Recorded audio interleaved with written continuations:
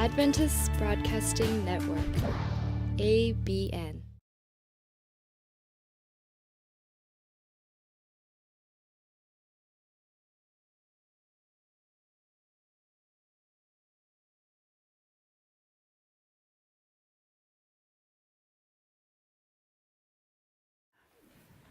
이번 집회에 여러분들에게 풍성한 그 성령의 충만함이 있기 위해서 여러분의 몸 관리를, 이 건강 관리를 잘 하셔야 되기 때문에 밤에는 될 수 있는 대로 좀 일찍이 잠자리에 드시도록 하시고요. 너무 오래까지 교회에 앉아 계시지 마시고 새벽에도 너무 일찍이 나오시면 춥지만 잠이 부족하면 낮에 졸리고 피곤하니까요. 여러분이 충분히 좀 잠을 주무시고 맑은 정신으로 하나님 앞에 길게 앉아 있는 게 중요한 게 아니고 짧은 시간이지만 진실되게 우리가 성령의 충전을 받을 수 있는 이런 시간이 필요한 것입니다. 그래서 여러분들이 사이사이에 기도하시면서 저도 이 말씀, 정말 이 엄청난 복음을 여러분에게 전하기 위해서 저도 많이 기도를 하고 있지만 정말 요즘 제가 이 복음을 깨달으면서 이걸 전할 힘을 주세요. 전할 능력을 주세요. 이 기별을 선포할 수 있도록 전하는데 기름을 부어달라고 제가 그런 기도를 자주 하고 있습니다. 이것을 내 혼자만 받아 먹어서 되는 게 아니고 이걸 나누어야 되겠으니까 나눌 수 있는 능력을 주십시오. 제 입이 너무 둔하고 뻣뻣하고 정말 표현할 줄 모르고 때로는 이 엄청난 복음을 표현할 길이 없어서 가슴이 얼마나 벅찬지 모르겠어요. 그래서 아마 제 마음에 제가 받은 이 빛을 여러분들에게 전달하는 건 너무나 부족하고 또 우리의 언어가 너무나 한정되어 있지만 여러분의 가슴 속에 성령님이 임하실 때 깨닫게 될 것입니다. 성령님이 오셔야 됩니다.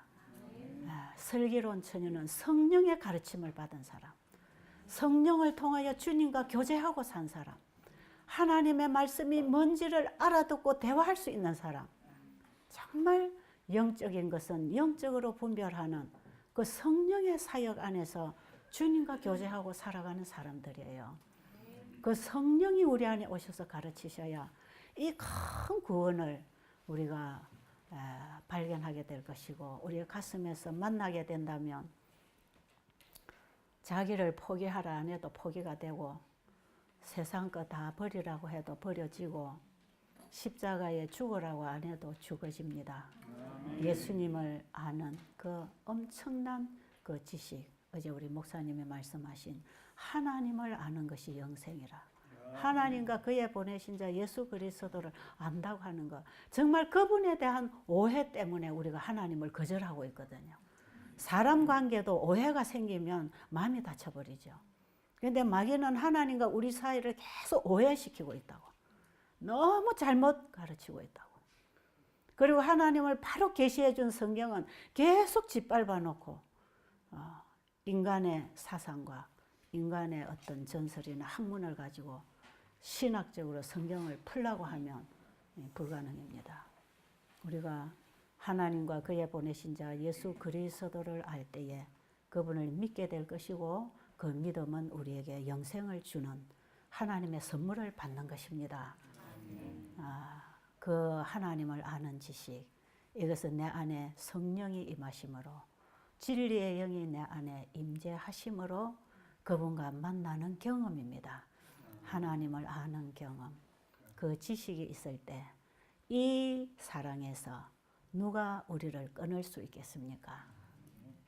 그 큰 사랑을 이번에 여러분 가슴 속에 담고 가시기를 바랍니다. 자, 지금 우리가 마태복음 25장 보겠습니다. 사실 제가 오늘 말씀드리려고 준비한 내용을 어젯밤에 우리 김철 목사님이 다 하셨어요. 아이고 제가 지금 내가 전하고 싶은 기별을 우리 목사님이 훨씬 더 정확하게 잘 전달을 하시니 나는 뭘 할까? 제가 사실 그런 고민이 좀 됐어요.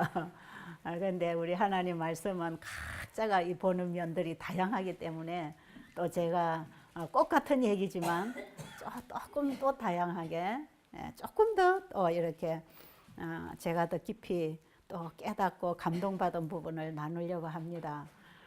우리가 이 마지막 때에 점점 진리가 밝아지고 점점 강명한 빛으로 나아갈 때에 그 하나의 빛 가운데 우리가 들어갈 거 아닙니까? 그죠? 그래서 저는 다 하나의 소리를 외친다고 생각합니다. 하나의 음성이 나간다고 생각하죠. 한 소리, 하나의 복음, 영원한 복음, 그 영원한 복음. 영원 전부터, 창세 전부터 하나님이 우리를 위하여 그리스도 안에서 준비하신 그 영원한 복음. 아마 이번에 말씀을 준비하신 분들이 복음으로 하나로 이렇게 묶어진다면 다 같은 얘기를 할 수밖에 없다고 생각이 들거든요.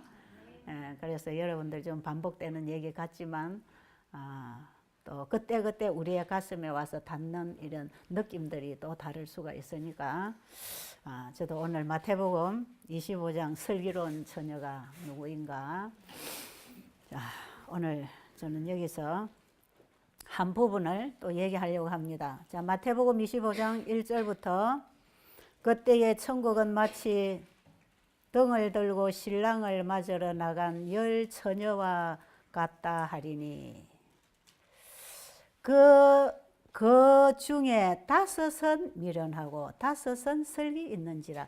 여러분 이 얘기를 많이 읽고 듣고 이해하고 있죠. 자, 미련한 자들은 등을 가지되 기름은 가지지 아니하고 슬기 있는 자들은 그릇에 기름을 담아 등과 함께 가져갔더라. 신랑이 드디 오므로 다 졸며 잘세. 밤중에 소리가 나되 보라 신랑이로다 맞으러 나오라 하매. 자, 여기까지만 보겠습니다. 6절에 여기 6절에 이제 밤중 소리라 그러죠. 밤중에 무슨 소리가 들렸죠? 보라 신랑이로다 맞으러 나오라는 것입니다. 신랑을 기다리다가 다 지쳐 있는데 신랑을 맞으러 나오라고 하는 것이에요. 자, 이 밤중 소리에 대해서는 다음 시간에 제가 좀 말씀을 드리기로 하고, 오늘은 이 혼인잔치를 좀 얘기하겠습니다. 어린 양의 혼인잔치라 그러죠. 각 시대의 대쟁투 420페이지 보면 어린 양의 혼인잔치가 있고, 요한계시록 19장 1절부터도 그 어린 양의 혼인잔치에 대해서 나오죠. 이 어린 양의 혼인잔치, 이게 뭔지 오늘 조금 얘기하겠습니다. 자, 지금 예수님이 어디 계시죠? 지성소에서 뭐 하십니까? 예? 지성소에서 뭐 하시죠? 예, 조사 심판 한다 그러죠. 그것도 맞아요. 그런데 지금 예수님이 지성소에 계십니다. 그리고 조사 심판을 하십니다. 뭘 위해서요? 예? 예, 죄를 도말하기 위해서 혼인잔치를 해서 우리를 어디로? 여러분 지금 예수님이 하늘 지성소에 들어가셨어요. 언제부터요? 1844년 2300주야가 끝나는 그 시점에 예수님이 이 땅에 죄인을 심판하고 하나님 백성을 구원하기 위해서 마지막 심판을 위해서 이 땅에 오시는 게 아니고 어디로 들어가셨다? 예, 지성소로 들어가셨어요. 그럼 지성소에 들어가셔서 뭐 하시는가? 재림을 위한 준비 마지막 사역을 하십니다. 그런데 우리의 죄를 도말하는 속죄사업, 누가 죄 도말을 받고 영생을 얻을 수 있는가 하는 조사하는 일을 하고 계시기도 하지만 거기서 하는 중요한 일이 하나 있는데 이게 어린 양의 혼인잔치가 있어요. 이 어린 양의 혼인잔치가 뭔가를 알아야 내가 거기에 들어갈 것인가 안 들어갈 것인가 결정할 거 아니겠어요, 그죠? 자, 이제 우리는 그분의 혼인잔치에 초청을 받고 있는 손님들입니다. 저는 여태 여기 10 처녀 하니까 이 처녀는 예수님이 혼인잔치 하는데 예수님의 아내 될 처녀들인 걸로 그렇게 생각을 했어요. 근데 그것도 결과적으로는 맞아요. 왜냐하면 예수님은 우리의 남편 되시고 우리는 한 정결한 처녀로서 예수님에게 우리가 이제 예수님을 남편으로 맞이하는 이런 얘기가 사실은 예수님의 재림으로 인해서 우리의 구원을 얘기하는 것도 틀림이 없어요. 그런데 지금 지성소에서 예수님이 혼인잔치를 할 때의 아내는 우리가 아닙니다. 아시겠어요? 저는 여태 제가 내가 아내인 줄 알았어요. 그런데 사실 예수님이 지금 혼인잔치에서 맞이하는 아내는 뭡니까? 새 예루살렘이에요. 새 예루살렘. 그걸 지금 봤습니다. 우리는 아내라는 입장보다는 예수님과 하나입니다. 하나예요. 그 예수님과 하나 되는 그 관계를 뼈 중에 뼈요 살 중에 살이라고 하는 의미에서 하나. 내 살을 먹고 내 피를 마시는 자는 영생을 가졌다고 하는 그 하나 되는 그런 경험을 우리가 아내와 남편의 관계라고 얘기할 수 있겠지만 지금 예수님이 지성소에 들어가셔서 혼인잔치를 하고 계시는 그 혼인은 예루살렘과 혼인합니다. 예루살렘을 예수님의 아내로 받습니다. 누구에게 주려고요? 준비된 슬기로운 처녀들에게 주려고. 아시겠죠? 조금 여러분들이 각도를 조금 한쪽으로 돌려서 한번 이해를 해보시면 좋을 것 같아요. 자, 그러면 각시대 대쟁투 420페이지에 있는 내용을 제가 간단하게 하나 읽어드리겠습니다. 1844년 여름과 가을에 보라 신랑이로다 맞으러 나오라는 기별이 선포되었다. 그때에 설기 있는 처녀와 미련한 처녀로 대표된 두 부류의 사람들이 나타났다. 그때에 슬기로운 처녀와 미련한 처녀로 대표하는 두 부류. 슬기로운 처녀는 어디 들어갔습니까? 혼인잔치에 들어갔습니다. 예수님이 지성소로 들어가시는 그 예수님을 따라서 지성소 혼인잔치에 들어가는 예수님이 혼인잔치하는 예식에 참여하는 손님으로 들어갔어요. 그때의 두 부류가 판이하게 구별이 됐습니다. 그죠? 그런데 그 1844년 여름과 가을에 선포된 바로 2300주야 끝에 성소가 정결하게 된다고 하는 그것을 이제 이 땅이 완전히 죄가 심판을 받고 이제 우리가 하늘에 들어가는 예수님의 재림 사건으로 착각을 하기는 했지만 사실은 그 사건은 하나님께서 빛을 주시고 조종하시고 인도하시고 역사하신 사건이었습니다. 그 사건을 통하여 우리에게 대단히 중요한 사건을 보여주시려고 하셨어요. 그 신랑이 지금 이 땅으로 오는 게 아니고 어디로 가셨는가를 보여주기 위해서 그 사람들의 관심을 그쪽으로 고조를 시켜서 예수님이 들어가시는 곳을 보게 했는데 그때의 지성소의 빛까지를 따라서 들어간 자들은 극소수였습니다. 그렇죠? 슬기로운 자들. 이 슬기로운 자들은 어떤 자들이냐면 개인적으로 말씀을 깊이 연구해서 개인적인 하나님을 아는 지식, 개인적인 경험, 확신, 누구도 끊을 수 없는 그분과의 깊은 교제와 그분의 사랑의 관계를 맺고 있는 그 사람들, 정말 주님을 기다렸던 사람들, 진실로 주님을 맞기 위해서 준비했던 사람들, 그 사람들이 슬기로운 처녀들이었어요. 그 사람들은 예수님이 이 땅에 오시지 않고 대실망으로 다 무슨 그런 엉터리 같은 소리 하냐고 제 길로 다 돌아갔지만 소수의 남은 무리들은 절대로 그럴 수가 없다. 여러분, 이 신앙이 오늘 우리에게 필요합니다. 누가 뭐라 그래도 우리가 짚은 대로 이루어지지 않아도 지금 마귀는 이 세상의 남은 무리들에게 혼란을 일으키고 준비를 못하고 지치도록 하기 위해서 사건들을 바꾸어 가면서 변장하면서 계속 진행하고 있기 때문에 어떤 때 보면은 우리가 생각한 대로 이루어지지 않는 수도 있습니다. 그렇죠? 그런데 어떤 사람만이 마지막에 슬기로운 처녀로 이 마지막 시대에 예수님이 친히 이 땅에 예루살렘을 받아서 우리에게 주시려고 하나님의 백성을 데리러 오실 때에 그때의 슬기로운 처녀, 그때의 슬기로운 처녀는 1844년 당시에 슬기로운 처녀들과 같은 신앙을 가지고 있어야 됩니다. 그들은 하나님의 말씀을 다 개인적으로 연구한 사람들. 저는 오늘 여러분들에게 우리가 말씀을 개인적으로 연구하자는 것입니다. 누구 따라하지 마세요. 누구 따라가다가는 절대로 마지막에 예수님 따라 못 갑니다. 누구 따라가지 말고 누구 따라가야 되겠습니까? 예수님 따라, 말씀 따라, 어린 양이 어디로 인도하든지 따라가는 그 신앙이 아니면 우리는 나중에 사람 따라갈 수 없는 길이 있습니다. 아무도 못 따라가요. 아내가 남편 따라갈 수도 없고, 남편이 아내 따라갈 수도 없고, 부모가 자식 따라갈 수도 없고, 자식이 부모 따라갈 수도 없는 길. 성도가 목사님 따라갈 수도 없는, 목사님이 성도를 따를 수도 없는, 누구도 따를 수 없는, 누구만 따라? 어린 양이신 그 예수님, 예수님만 바라보고 그 예수님이 일러주시는 길, 예수님이 보라고 하는 그 길, 예수님이 열어주시는 그 길만 내가 찾아야 돼요.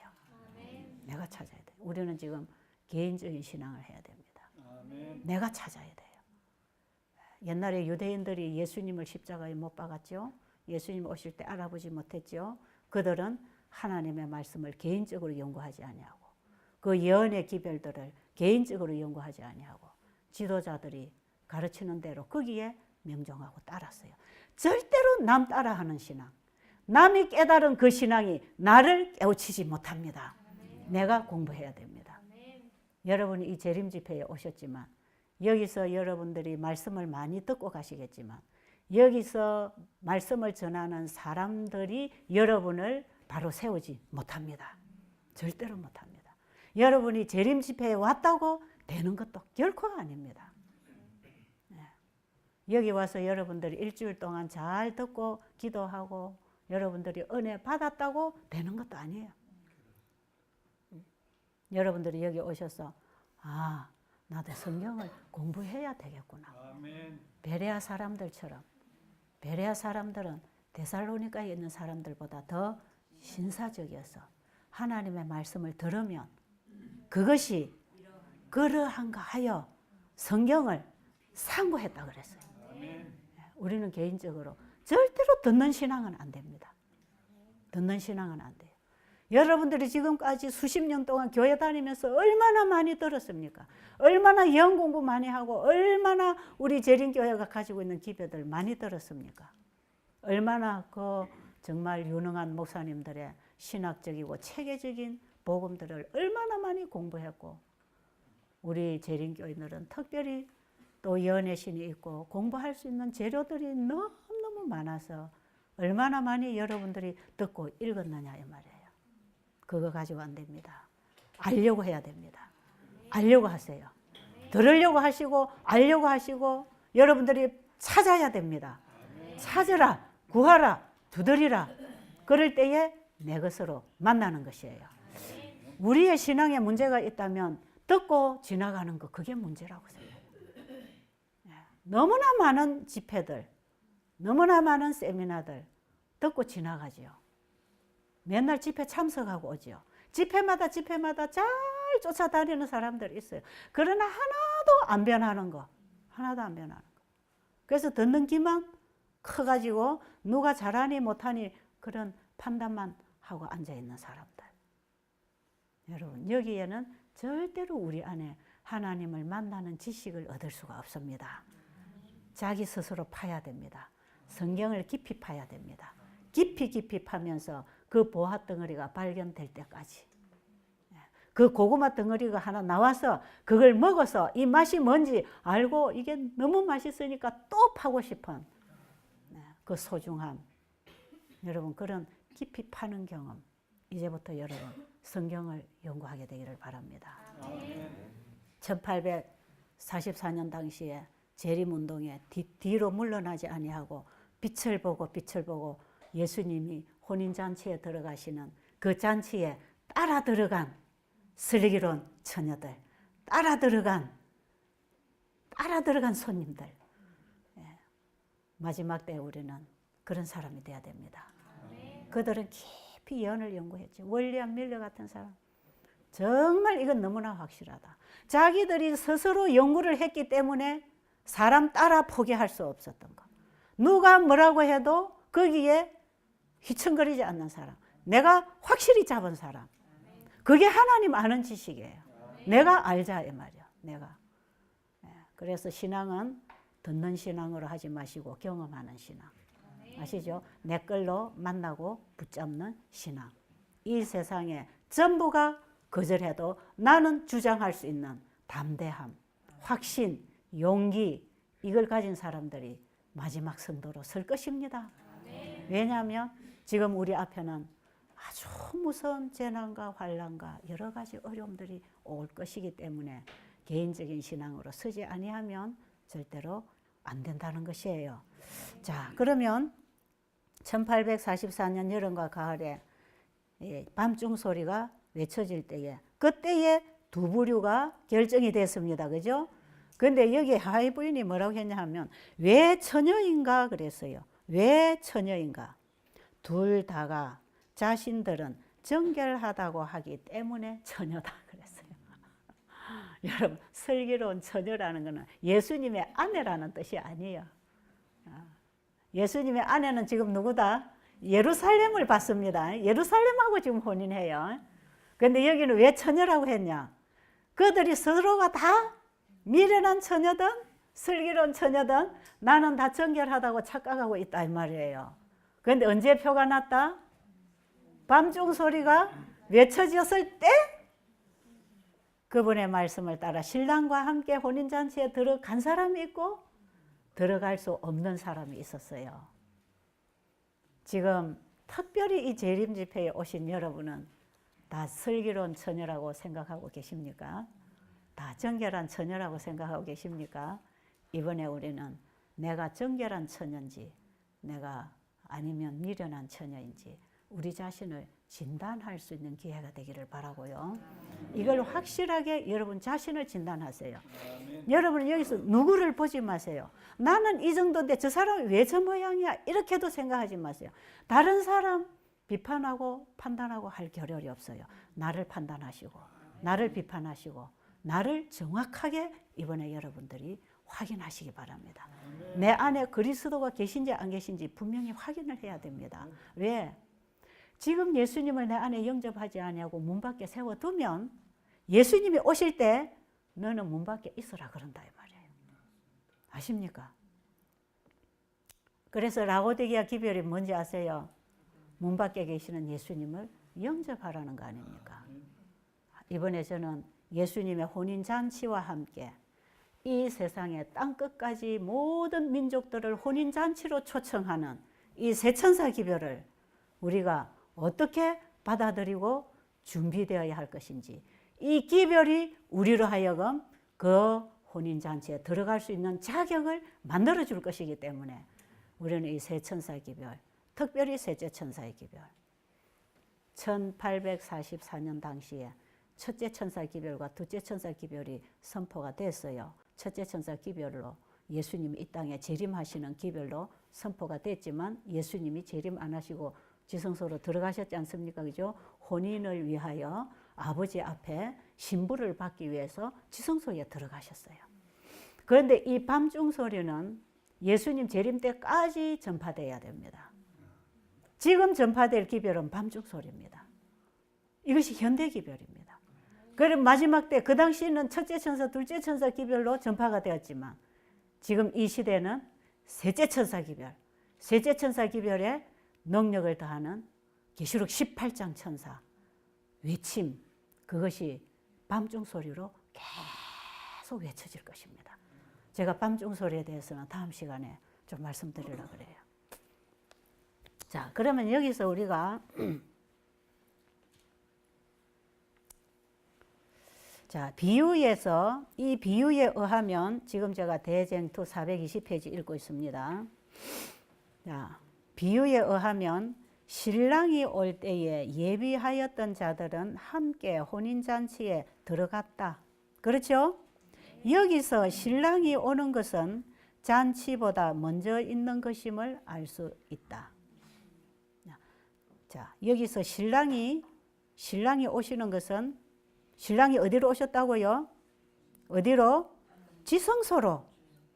지성소로. 하나님 앞에 예수님이 나가시는 것은 뭐보다 먼저?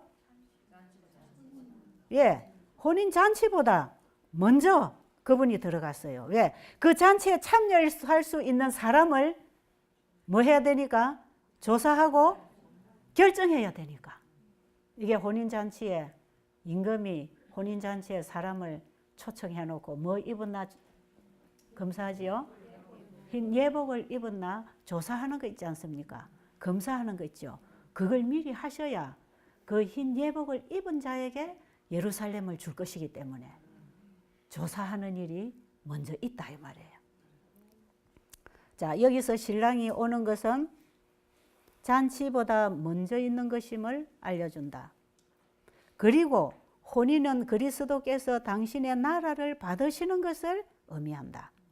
거룩한 성, 곧 그 나라의 수도요 대표인 새 예루살렘은 신부, 곧 어린 양의 아내라고 불리워진다. 계시록 21장 9절에 있는 내용이죠.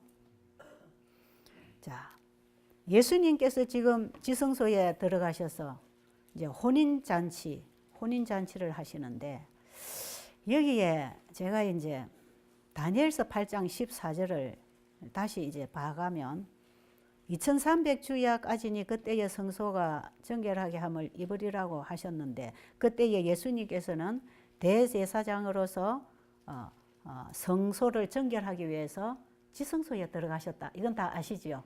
그렇죠? 이 사건을 재림 사건으로 착각을 해서 재림 운동이 일어났다는 것은 우리가 잘 알고 있어요. 자, 그러면 다니엘서 7장 13절에는 여러분 성경을 좀 이제 찾아서 같이 보시면 좋겠네요. 다니엘서 7장 13절에 뒤에 하단에 보면 인자 같은 이가 하늘 구름을 타고 와서 인자 같은 이가 누구지요? 예수님이 하늘 구름을 타고 와서 옛적부터 항상 계시니 누굽니까? 아버지 앞에 나아가 그 앞으로 인도되었다 그랬어요.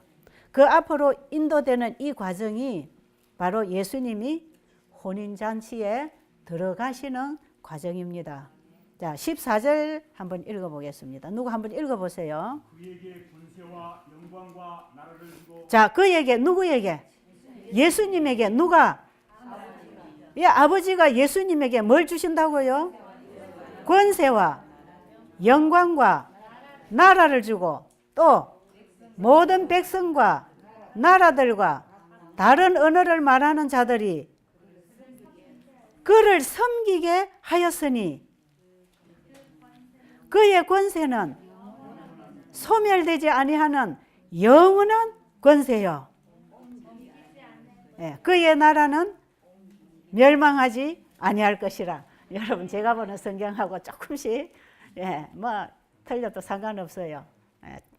번역상 단어가 조금 틀릴 수도 있습니다. 자, 지금 이 사건이 하늘에서 이루어지고 있는데 하나님께 나아가서 예수님이 뭘 받으신다? 나라, 하늘성, 예루살렘, 하늘나라의 대표적인 수도, 하늘성, 예루살렘, 그걸 받으셔요. 누구에 주려고? 누구에게? 슬기로운 처녀들에게 주려고. 슬기로운 처녀래야 이 성을 받을 것입니다. 자, 여기 하나 더 보면 요한계시록 21장 9절에 보면 한번 읽어보세요.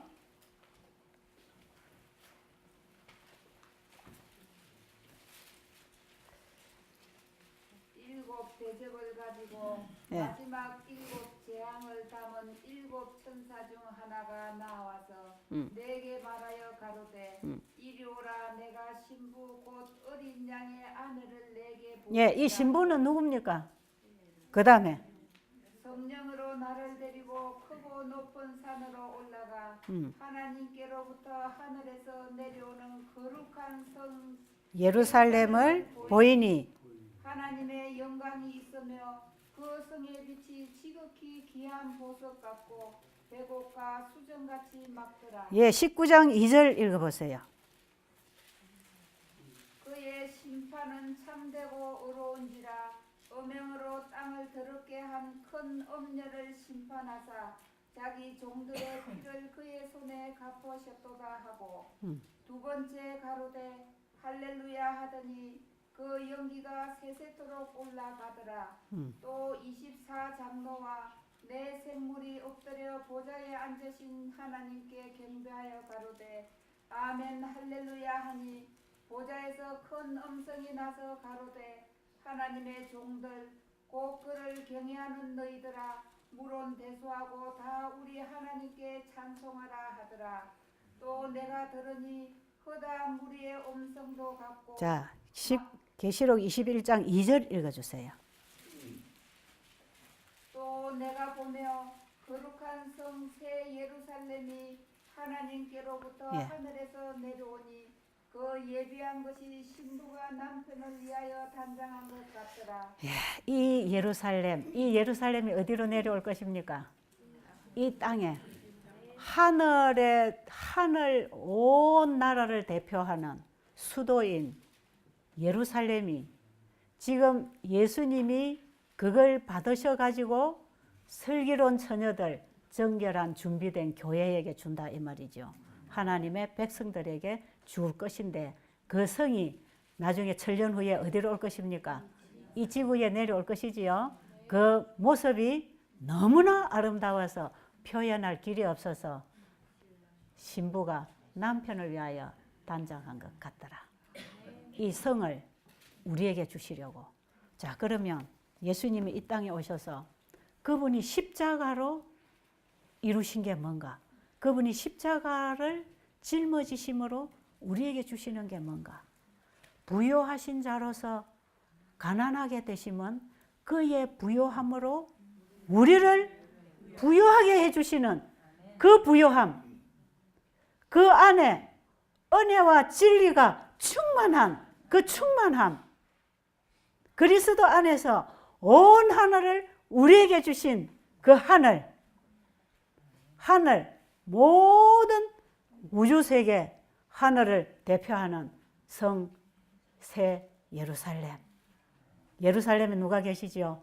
아버지와 아들과 하나 된 우리가 그곳에 있다는 것입니다. 여러분, 저는 이 공부하면서 밥 안 먹었어요. 밥을 먹을 수가 없어요. 자, 다시 보겠습니다. 어제 우리 목사님 에베소서 보셨죠? 저는 에베소서의 복음이 이렇게 중요한지 몰랐어. 이 성경에 보면요, 이 사도 바울이 쓴 편지서들 보면, 이 로마서는 보면 그냥 이방인들을 중심으로 복음을 설명하고 있지 않습니까? 그죠? 그리고 빌립보서 이런 데 보면은 교회 또 지도자들에게 주시는 말씀이 있어요.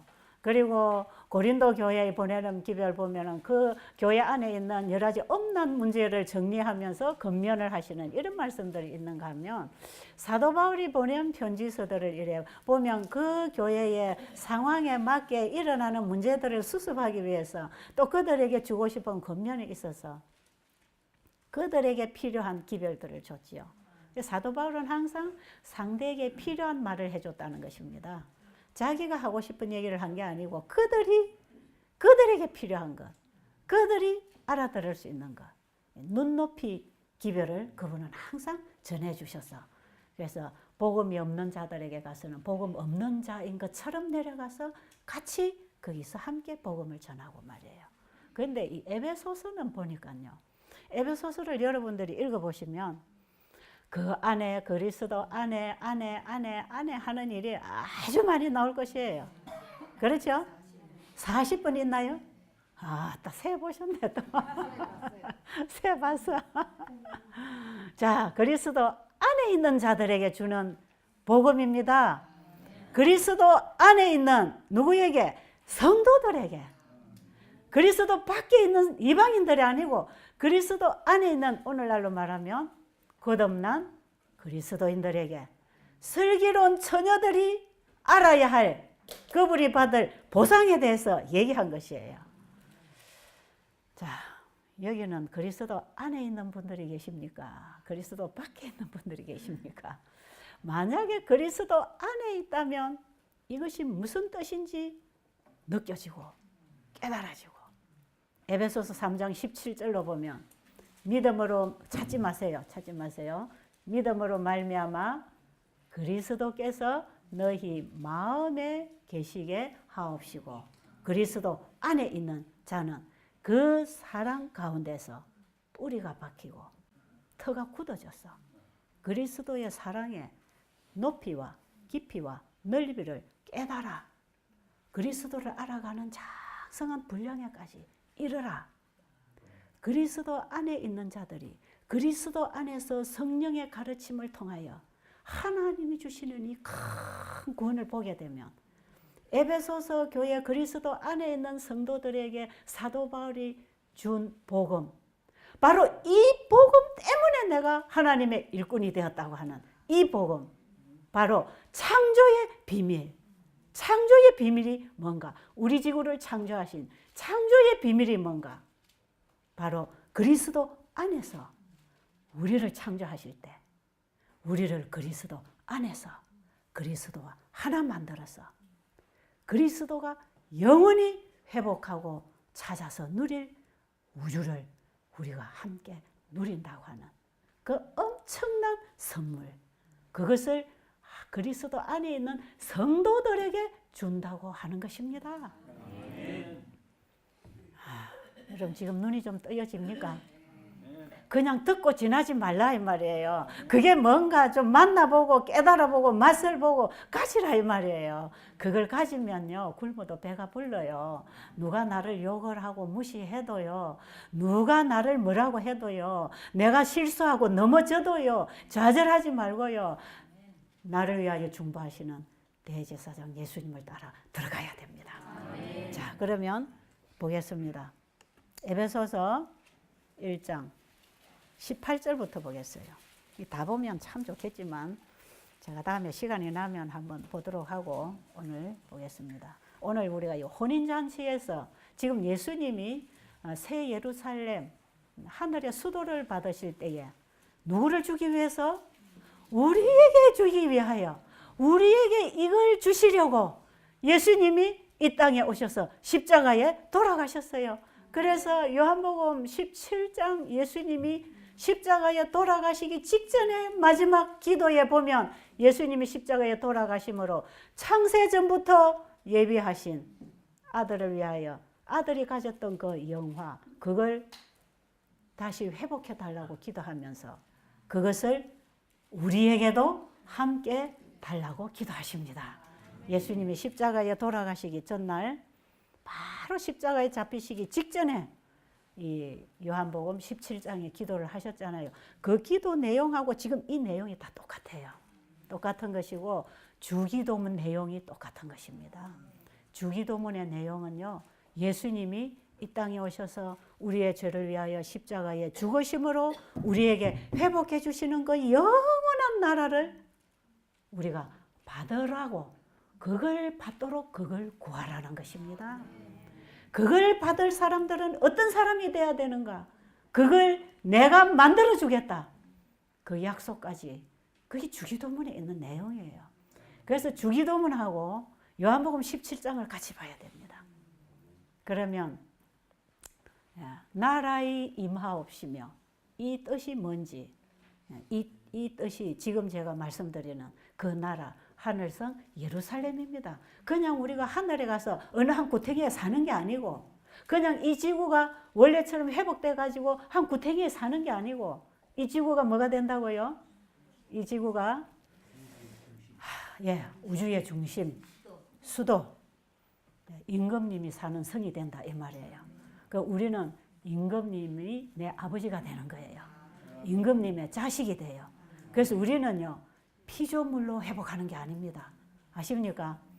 아버지의 생명을 아들이 가지고 와가지고 아들을 통해서 아버지의 생명을 우리에게 주셔요. 맞습니까? 아버지 안에 있는 생명이 아들에게, 아들에게 있는 생명이 그리스도를 영접한 우리에게, 그리스도 안에 있는 우리에게 같은 생명으로 하나로 한 영으로 한 신성으로 결합될 때 하나님은 나의 친아버지, 아바, 아버지라 부를 수 있다 그랬어요. 그러면 지금 예수님이 이 땅에 오셔서 나를 위하여 십자가에 죽으심으로 뭘 얻겠다는 것입니까? 하늘의 수도를 받겠다는 것입니다. 하늘의 수도를 받는다는 것은 내 우주를, 영원한 나라를 영원히 누리는 권세를 받겠다는 것이에요. 자, 우리가 지금 고생 좀 해도 감사하게, 기쁘게 기다리시기 바랍니다. 포기하지 마세요. 어떤 일이 있어도, 어떤 일이 닥쳐도 포기하지 마시고, 이 구원을 포기하지 마시고, 이 큰 구원을 끊임없이 바라보게 되기를 바랍니다. 세상이 뒤집어져도 이 나라는 우리를 위해서 준비되었다고 합니다. 분명히 우리에게 주시기 위하여 예수님이 오실 것이지요. 자, 이제 성경 다 찾았지요. 에베소서 1장 18절부터 한번 읽어보세요. 너희 마음 눈을 밝히사. 예, 너희 마음 눈을 밝히사. 누가 오셔야 마음 눈이 밝아지지요? 성령께서 오셔야 됩니다. 마음 눈을 밝히사. 그의 부르심의 소망이 무엇이며 예, 그가 우리를 부르셨을 때 우리에게 주실 게 뭐냐 이 말이에요. 우리가 바라는 소망이 무엇이며 또 성도 안에서 그 기업의 영광의 풍성이 무엇이며 예, 우리가 받을 기업의 영광의 그 풍성함이 무엇인지 그의 힘의 강력으로 역사하심을 따라 예, 믿는 우리에게 베푸신 능력의 지극히 크심이 어떤 것을 너희로 알게 하시기를 구하노라. 20절 좀 알기를 원하십니까? 그러니까요, 이 사도 바울이 이런 엄청난 복음을 창조의 비밀, 구속의 비밀, 하나님의 품성을 아는 비밀, 예수 그리스도를 그가 알고 사도 바울이 예수님을 그냥 단순하게 나를 구원하신 자로만 안 게 아니에요. 이 말씀들을 읽어보면 그냥 단순한 알미 아니에요. 그 예수님을 통하여 우리를 위하여 준비된 기업이 뭔지, 그 보상이 뭔지, 그것을 사도 바울이 확실히 알고 난 다음에 그는 일부러 법정에도 끌려가고 일부러 감옥에도 들어가기를 자처했어요. 왜요? 거기에 가서도 이 복음을 전하기 위해서. 법정에 가서도 법관들에게 그들에게 이 예수님을 증거하기 위해서. 그래서 여러분 사도행전을 읽어보면 사도 바울이 잡혀가는 곳마다 자기가 가진 신앙을 전합니다. 그렇죠? 쭉 자기 신앙 고백을 하고 있다고 계속. 그들에게 그런 기회를 통해서 자기가 가지고 있는 이 구원의 복음, 신앙을 알려준 그 사람은 이 복음을 위하여 내가 하나님이 내 안에 역사하시는 능력에 따라 내가 일꾼이 되었다. 우리가 무슨 복음을 전해야 되는가? 이제 우리가 요한계시록 14장 6절로 보면 영원한 복음 있잖아, 그죠? 영원한 복음을 가진 자, 영원한 복음을 가진 자가 사도 바울이 가진 그 복음이에요. 아십니까? 사도 바울이 가진 그 복음을 가진 자가 그 복음을 전할 것입니다. 그 사도 바울이 지금 가진 복음을 지금 여기 설명하고 있는 것이에요. 자, 그 다음에 읽어보세요. 그 능력이 그리스도 안에서 역사하사 죽은 자들 가운데서 다시 살리시고 하늘에서 자기의 오른편에 앉히사. 예, 그의 능력이 그리스도 안에서 역사하사 죽은 자들 가운데서 다시 우리를 살리시고 그리스도를 죽은 자 가운데서 살리시니 영이 우리 안에 거하시면 우리도 똑같이 살려주십니까? 어디에 그 말씀 있지요? 로마서 8장 11절. 그리스도를 죽은 자 가운데서 살리신 영이 너희 안에 거하시면 그리스도를 죽은 자 가운데서 살리시니가 너희 안에 있는 그 영으로 말미암아 너희 죽을 몸도 살리시리라. 보세요.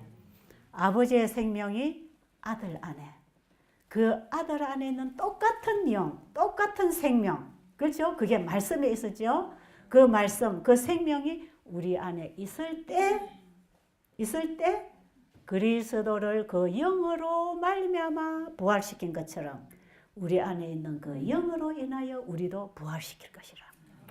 그러면 예수님께서 부활하신 그 몸, 예수님이 인성을 입고 이 땅에 오신 그 몸은 갓난 아기로 우리가 엄마 속에서 나와서 엄마의 젖을 먹고 엄마가 기저귀를 갈아줘야 엄마가 음식을 해줘야 돌봐줘야 자라고 성장하는 우리와 똑같은 연약한 육신을 가지고 예수님이 이 땅에 오셨지만 예수님이 무덤에 들어가시고 우리를 위하여 십자가 죽음을 당하시고 그분이 다시 부활하실 때 부활하신 그 생명은 아버지 안에 있는 생명, 아버지 안에 있는 영생하는 생명, 신성의 생명, 죽지 않는 생명, 아버지와 하나인 그 생명, 그것이 예수님 안에 있었어요.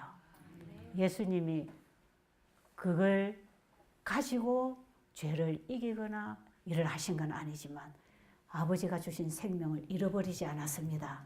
그 생명으로 아버지께로 난 성령으로 난 그 성령의 신성의 생명을 잃어버리지 않은 것은 예수님이 죄를 짓지 않았다는 것입니다. 그렇기 때문에 그 생명을 가지고 계셨어요. 그리고 그 생명이 있었기 때문에 부활이 있었습니다. 그 생명이 없으면 부활이 없어요. 땅에다가 곡식을 심을 때 곡식 안에 생명이 있는 알곡이 들어가야 그 생명으로 인하여 곡식이 나무를 가지고 나오는 것처럼 예수님 인성 속에 신성의 생명이 있었기 때문에 그분은 육신으로는 죽으시고 그 영으로는 살리심을 받으셨어요. 그 몸은 무슨 몸입니까? 기저귀 갈아줘야 자라는 몸이 아니에요. 무슨 몸이지요? 신령한 몸, 신성의 몸, 죽지 않는 몸, 영생하는 몸. 예수님이 가지신 그 몸, 부활하신 몸. 그리고 하늘에서 새 예루살렘을 받아서 만왕의 왕으로 만주의 주로서 그 나라를 다스릴 주인으로서 우리 인류를 구속하시는 구속의 사역을 완성하심으로 그분은 그 나라를 받게 되신 것입니다. 그래서 그분이 구속하신 자들에게 그 나라를 주실 것입니다. 그래서 우리가 함께 다스리고 누리고 살자는 것입니다. 그래서 예수님 안에 있는 그 생명으로 예수님이 부활하셔서 그분이 나라를 받아서 이 땅에 구원받을 백성을 데리러 재림하실 때 무덤에 있던 그리스도 안에서 잠자는 자들이 일어날 것이고 그리스도 안에 살아가던 슬기로운 처녀들이 변화할 거 아니겠습니까? 변화할 겁니까? 변화할 때 무슨 몸으로 변화하지요? 예수님이 부활하시고 재림하시는 그 몸으로, 그 몸으로. 여러분, 예수님이 이 땅에 재림하실 때 영광 중에 만왕의 왕으로 하늘의 모든 우주를 통치하는 그 권세를 한 몸에 다 받았어. 그 아버지의 영광으로 영광을 다 입고 창세전에 나에게 주셨던 그 영광을 다시 달라고 기도하셨어요. 그분이 십자가의 죽으심으로 회복하시는 것입니다. 그분은 영원히 우리와 같은 인성으로 계실 것이지만 창세 이전부터 가졌던 그 영화로서 나를 영화롭게 하옵소서. 그들도 내가 구원한 저들에게도 우리와 똑같이 하나 되게 하옵소서. 그게 요한복음 17장에 예수님의 기도였어요. 우리도 그 자리에 참여하도록 구하라는 게 주기도문입니다. 자, 그러면 예수님이 만왕의 왕으로 하늘의 수도를 얻어서 통치자로서 이 땅에 오실 때 그분의 권세와 영광과 권위와 능력이 어떠하겠습니까? 그렇죠? 천천만만 천사들과 함께 이 땅에 자기의 피로 깨끗함을 입은 혼인잔치에 들어온 그 교회를 구원하기 위하여 예수님이 이 땅에 오실 때 요한 1서 3장 1절로 보면 지금은 우리가 요 모양 요 꼴이지만 별거 아니죠. 별거 아니죠. 제가 요즘에 이 말씀을 보면서 제가 거울 앞에 서서 저를 다 한번 쳐다봤어요. 아이고 형편없어. 자 볼품도 없고 아이고 차순아 네가 그 모양이지. 그런데 그가 나타나심이 되면 우리가 그와 같을 것이라. 아멘. 얼마나 신나는지 말이에요. 아이고 네 지금 코 모양 콧걸이지만 네가 뭘 안다고, 네가 뭘 가졌다고 다 쭈그러져 가지고 눈도 제대로 보이지 않고 말이야 비실비실 해가지고 네가 그러고 있지만 그리스도 안에서, 그리스도 안에 있는 자에게는, 그리스도 안에 있는 그 생명을 가진 슬기로운 처녀들은 영광 중에 오시는 예수님을 만날 때 바뀝니다. 바뀌어요. 신령한 몸으로 바뀔 것입니다. 지금 여러분 못생겼다 잘생겼다 그거 뭐 화장 발라가지고 예쁘게 보이려고 노력해서 치면 그 별거 아니에요. 그거 별거 아니에요. 뭐 몸에 암덩어리가 다녀도 괜찮아요. 장기가 하나 썩어도 괜찮아요. 다리가 하나 없어도 괜찮아요. 뭐 안 보이면 좀 어떻습니까? 좀 안 들리면 어떻습니까? 못 가지면 어떻습니까? 우리가 그리스도 안에 있는 게 중요합니다. 그리스도 안에 있어야 합니다. 이번에 제가 얘기하는 주제는 그리스도 안에입니다. 그리스도 밖에가 아니에요. 제가 이 라오디게아 기별을 연결하면서 세천사 기별을 연결하면서 이제 성경이 쫙 꼬리가 다 걸려가지고 지금 얼마나 신나게 제가 지금 성경을 풀어가고 있는지 몰라. 그런데 지금 그리스도 안에 있느냐 밖에 있느냐에 우리의 영원한 운명이 결정될 것입니다. 믿음으로 말미암아 그리스도를 우리의 마음에 영접해서 그리스도 안에 있을 때 예수님의 것이 다 내 것입니다. 그래서 우리에게 가르쳐 주신 예수님의 기도를 보면 하늘에 계신 우리 아버지여, 예수님이 하나님을 아버지라고 부르는 것처럼 우리도 그리스도 안에서 하나님이 내 아버지가 된다. 여러분 좀 자부심을 가지시기 바랍니다. 이 놀라운 복음 아니에요. 또 읽을 거 남았습니까? 그 다음 21절 모든 정사와 권세와 능력과 주관하는 자와 이 세상뿐 아니라 오는 세상에 일컬는 모든 이름 위에 뛰어나게 하시고. 예, 보세요. 이게 얼마나 큰 건가. 21절에 제가 읽어볼게요. 모든 통치와, 모든 통치가 뭡니까? 우주 세계를 통치하는, 그죠? 예, 모든 우주 세계의 통치와 그걸 다스리는 권세와 능력과 주권과 이 세상뿐 아니라 오는 세상에 일컫는 모든 이름 위에 뛰어나게 하시고 만물을 그의 발 아래 복종하게 하시고 그를 만물 위에 교회의 머리로 삼으셨느니라. 내가 이렇게 되는 줄 몰랐어. 여러분, 내가 이렇게 되는 줄 여러분 아셨습니까? 아셨어요? 여러분, 비실비실하게 살지 마세요. 별거 아닌 사람의 권위에, 사람의 어떤 재력이나 어떤 사람 앞에 두려워하지 마세요. 대통령 앞에 가서도 당당하게 이 복음을 증거할 수 있는 사람이 돼야 됩니다. 어떤 죽음 앞에 가서도 이 복음을 증거할 수 있는 담대한 하나님의 자녀가 돼야 됩니다. 그리스도께서 이 땅에 오신 이후에 사도시대의 핍박, 그죠? 그 다음에 광야교의 핍박, 교황권이 세계를 지배하는 시대에 바로 그 밑에서 얼마나 많은 그리스도인들이 죽었습니까? 거기에서 일어난 개혁자들, 다 순교장으로 끌려간 그 개혁자들이 뭘 바라본지 아세요? 예수님의 재림을 바라봤어요. 그들이 바라본 재림은 뭘 바라본 것입니까? 지금 바로 영원한 통치, 그 기업을 바라본 것이에요. 그러니까 여러분, 우리가 주님을 위하여 목숨을 아까워하지 않을 수가 있을까요? 아까워하지 않을 수 있지요. 이 큰 구원을 우리에게 주셨는데 그들은요 순교장에 끌려갈 때 혹은 그들이 무덤으로 잠들 때 뭘 바라봤는지 아세요? 부활의 소망, 부활로 인하여 받을 보상, 그걸 바라봤어요. 그렇기 때문에 기쁨으로 노래 부르면서 순교장으로 무덤으로 다 갔습니다. 오늘날 우리에게 이 복음을 열어주십니다. 이 영원한 복음, 이 영원한 복음을 가진 자는 이 복음을 전할 것입니다. 왜? 복음을 가지고 있으면 안전하면 못 견뎌. 그렇죠? 좋은 거 있으면 자랑 안 하고 됩니까? 좋은 거 있으면 자랑 안 하고 됩니까? 말씀 좀 전해주세요. 나는 별로 모르는데 이건 겸손이 아니에요. 아십니까? 그건 겸손이 아니에요.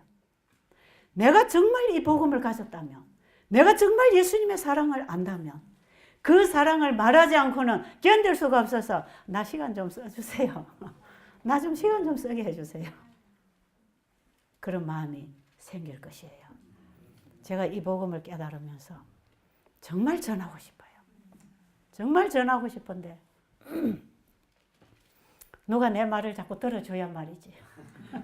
깨끗해요. 우리 집에 오는 손님들 앉혀놓고 밤낮을 가르치는 거예요.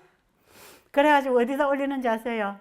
홈페이지에다 이제 올려놓는 거죠. 홈페이지에다가 누구든지 원하는 사람 와서 한번 보라고 홈페이지에다 올려놔요. 그런데 이 사람들이 점점 들어와서 보기 시작해요. 몇 개월 전에 900명 들어온다 하루에, 1000명 들어온다 했더니 1200명 들어온다, 1300명 들어온다. 요즘 보니까요 1300~1400명씩 들어와요. 각 나라에서 한국말로 들을 수 있는 사람들이 자기 집에 앉아서 다 듣는 겁니다. 이거. 다 보는 것이에요. 제가 이 시간에 여러분, 여기 한 100명도 안 되는 여러분들에게 지금 이 복음 전하고 있지만 오늘도 이 기별이 홈페이지를 통해서 인터넷을 통해서 나가면 하루에 1000명 이상이 보고 있다는 거예요. 저는 그 믿음으로 전하는 것입니다. 지금 적어도 오늘 1300명이 들어와서 이 강의를 들을 것이다. 그 생각을 하면서 홈페이지에다 올려놓는 것이에요. 네가 뭐 설교 잘한다고 홈페이지에다 올리나? 그래도 괜찮아. 그래도 괜찮아. 제가 모르는 거는 빼놓고 모르는 거 제껴놓고 어제 몰랐는데 오늘 또 알아. 그럼 아는 거 또 전하는 거예요. 제가 솔직히 말해서 한 20년 전부터 돌아다니는 테이프들 제가 지금 들어보면요 전부 수거해가지고 다 그냥 버리면 좋겠어요. 지금 전하는 것만 다 내보내고 싶어요. 그런데 오늘 전하고 나면 내일 보면 또 새로 하고 싶어요. 또 새로. 빛이 점점 밝아지고 확실해지고. 정말 제가 이 복음을 좀 알고 전했겠어요. 그러나 조금 보이는데 그거 보인다고 저는 외친 사람이거든. 그러니까 안 보이는 것도 따라서 나가가지고는 엉터리 같은 소리를 한 것도 들어있어요.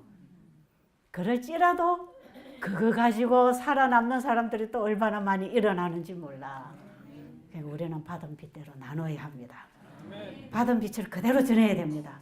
절대로 묻어두지 마시고 받은 것은 그대로 전파하고 전파해서 우리에게 있는 빛이 자꾸 나가도록. 그래서 수많은 모든 나라와 족속과 방언과 백성들이 이 복음을 들어야 될 거 아닙니까? 영원한 복음. 이번에 여러분 자신이 이 복음을 꼭 가지게 되기를 간절히 바랍니다. 기도드리겠습니다. 아버지, 너무너무 감사합니다. 어떻게 우리에게 이러한 큰 구원이 준비되어 있었는지요. 정말 우리 자신을 보면 형편이 없습니다. 정말 우리 자신을 보면 부끄럽고 감히 고개를 들 수 없는 참으로 추한 죄인이었습니다. 지금도 그 죄인인 것이 틀림이 없습니다. 그러나 주님의 거룩하신 의의 옷으로 우리에게 입혀주셨어. 주님이 하신 그 의를 내 것으로 아버지 앞에 데리고 나가시는 주님의 놀라운 사랑을 오늘 저희들이 믿음으로 알기를 원합니다. 아버지, 이 큰 구원을 우리가 잃어버리면 얼마나 억울하겠습니까? 꼭 붙잡게 하여 주시옵소서. 그 크신 하나님이 인성을 입고 이 땅에 오신 그 예수님, 그 예수님이 가지고 오신 구원, 하늘 얼마나 큰 것입니까? 우리가 주님을 내 안에 영접할 때 주님이 받으신 하늘이 내 것이라는 것을 오늘 알았습니다. 주님을 저희 마음에 영접하기를 원합니다. 여기에 아무것도 방해되지 않도록 우리 자신을 굴복시켜 주시옵소서. 예수님 이름으로 간절히 기도드립니다.